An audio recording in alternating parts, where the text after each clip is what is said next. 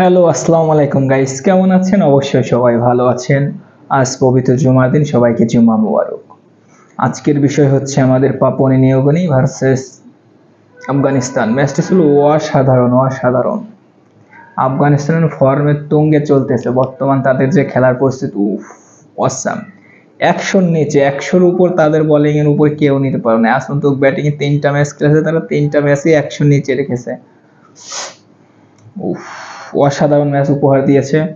বিশেষ করে ওদের ফাস্ট বোলার ফারুকি, ওয়াও, অসাধারণ 3টা উইকেট নিয়েছেন। দেখার মতো বলগুলো, ইনসিং আউট, অনেক সুন্দর বল করেছে ফারুকি। এরপরে বল করেছে ওদের নূর আহমেদ, খুবই ভালো বল করেছে। এরপর হচ্ছে টোটাল স্কোর দাঁড়ায় পিএনজির হচ্ছে 98। এখন তো ব্যাটিং এর সুযোগ চলে এসেছে জিম্বাবুয়ের।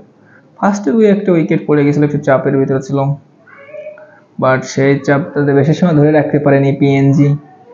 এখান থেকে গুলবাদন নাইবি অসাধারণ ব্যাটিং করেছে। 36 বলে 49, একটি রানে তার আক্ষেপ রয়েই গেল। একটি রান হলে অবশ্যই তার 50টা হয়ে যেত। আনবিট আফগানিস্তান, ও মাই গুডনেস, অসাধারণ অসাধারণ, অনেক সুন্দর খেলেছে। এখন দেখা যাক সেকেন্ড রাউন্ডে আফগানিস্তান কি করে।